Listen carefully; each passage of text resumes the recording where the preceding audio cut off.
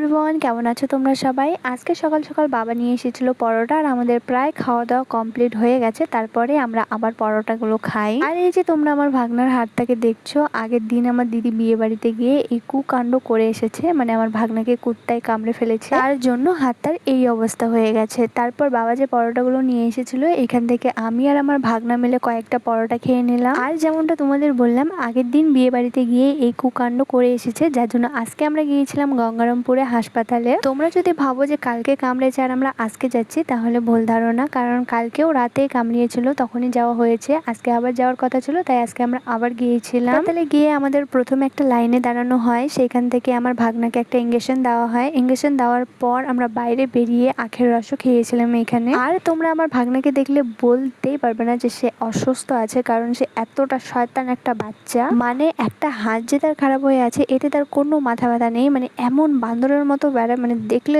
সবাই বলবে যে এ তো সুস্থ বাচ্চা। তো যাই হোক, বাদ দাও। এই যে আমরা আসার সময় সন্দেশ আর আঙুল ফল নিয়ে এসেছিলাম, সঙ্গে মিষ্টি আর কয়েকটা সিঙ্গারাও নিয়ে এসেছিলাম। আজকের দিনটা এইভাবেই কাটলো।